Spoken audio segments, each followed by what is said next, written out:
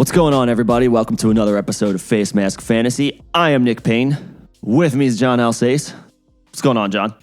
What is going on, Nick? We are a YouTube channel, for those that don't know, who put out content every day. So if you like fantasy content coming your way every day, hit us with that subscribe button. Either way, thank you for tuning in. Yeah, we got some continuing to break down some of the young quarterback prospects of 2021. We're going up to Minnesota today.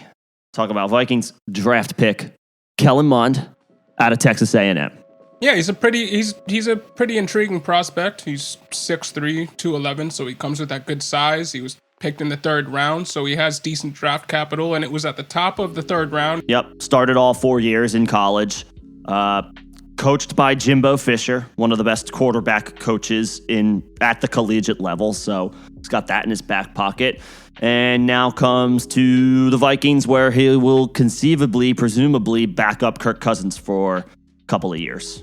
1-2 years, maybe more. Yeah, he's a rare college QB prospect who has 46 games under his belt, and he's just 21 years old. So there's room for growth. So he's very experienced, but still very young. And interesting because in today's fantasy landscape, at the quarterback position, you're looking for a dual threat. And Mond can do that. Was the top dual threat quarterback prospect coming out as a high school senior. So at one point, he was incredibly highly touted. The Vikings haven't had a dual threat quarterback.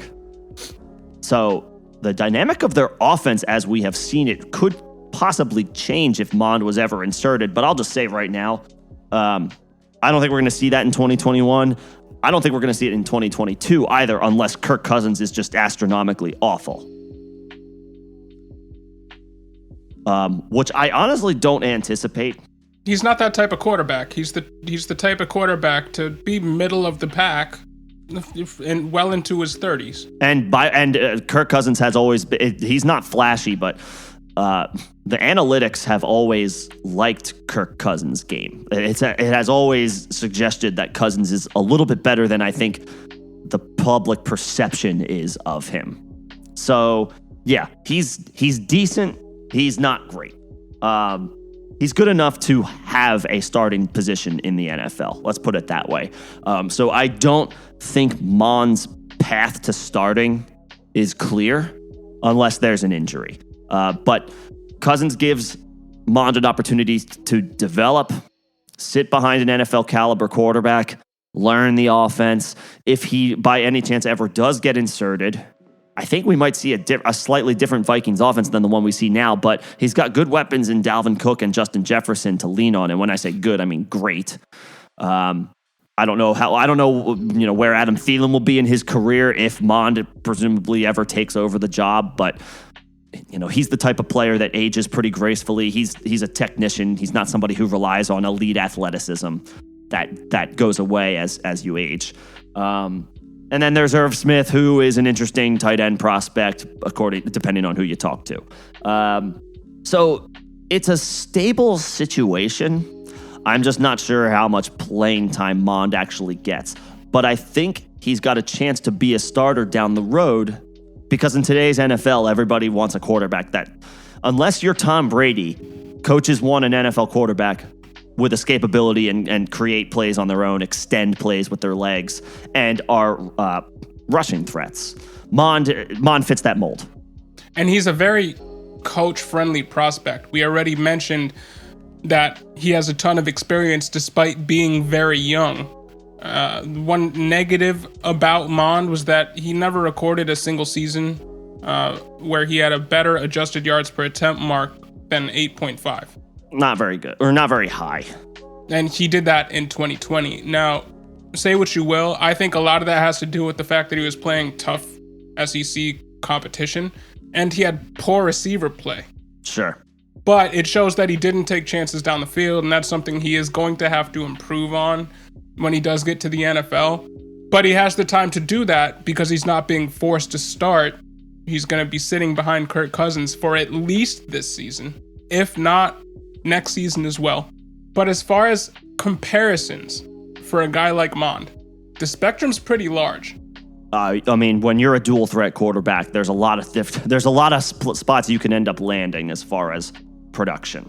From an athleticism standpoint, you could end up being Logan Thomas, right? Quarterback coming out of college who just mid-career gets transferred to a different position altogether. But the high-end comp is Dak Prescott. Yeah. So there is a large range of outcomes for a guy like Kellen Mond. And I don't see him hitting the Dak projection. I think he's being billed much more as a game manager, which I think would be a best case scenario for him. Because with some rushing upside. Yep. Game manager with rushing upside, which is not overly exciting, but, if you get an opportunity to become an NFL starter, there's going to be some fantasy appeal if you can run. And I think Mond, if he ever gets into a game, he's gonna rely on his legs a good amount. I'm not sure that happens anytime soon. I'm not sure I'm not going to sit here and project that. I'll never project a position change unless it's being already talked about in NFL circles. So can't sit here and say, oh, well, Kellen Mond's going to become a wide receiver. Well, my point with that wasn't to say that he could be a whole bunch of nothing to the point where he's out of the league after they try him for one season 3 years down the road, and he's done nothing for your fantasy team, keeper league dynasty team throughout that stretch. Totally possible. That's what I'm saying. But on the high end, you could be looking at a starter who year in, year out is top 10 at the position. I'm not going to say, like you, that he's going to be a Dak Prescott. But if you look at draft capital, Dak was a fourth rounder. Mond was a high third rounder. So it's not out of the question that he doesn't reach that, but it's not something that you should be projecting based off of his profile. Right. But he's still intriguing, super young, and will be playing for a young offense that has some, as you said earlier, some pretty efficient playmakers at wide receiver and at tight end. I mean, Justin Jefferson.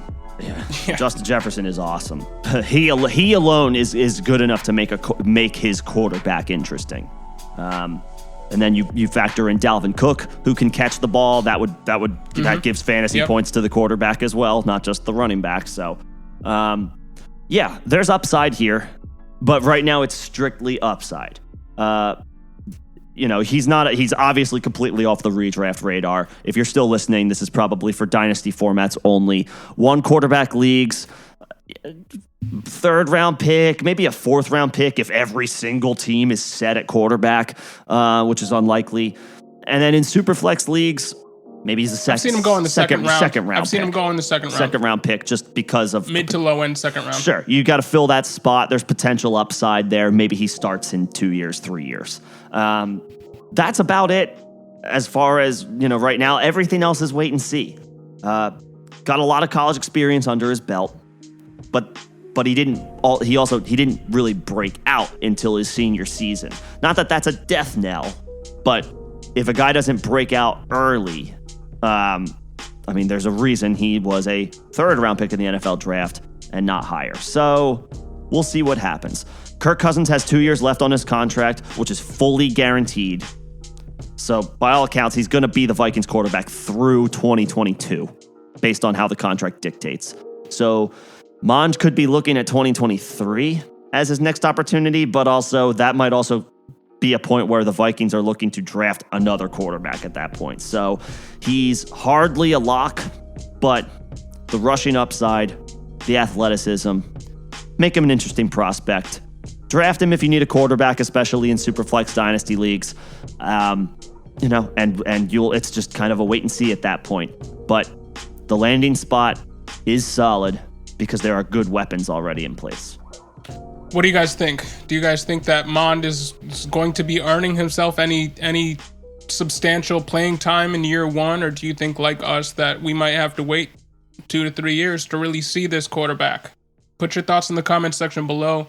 If you haven't subscribed already, you already know that we give you fantasy content every damn day. So hit that subscribe button. What the hell are you doing? Thank you guys for listening. This is Face Mask Fantasy. My name is John Alsace. I'm Nick Payne. Thanks for listening, y'all. Have a great day.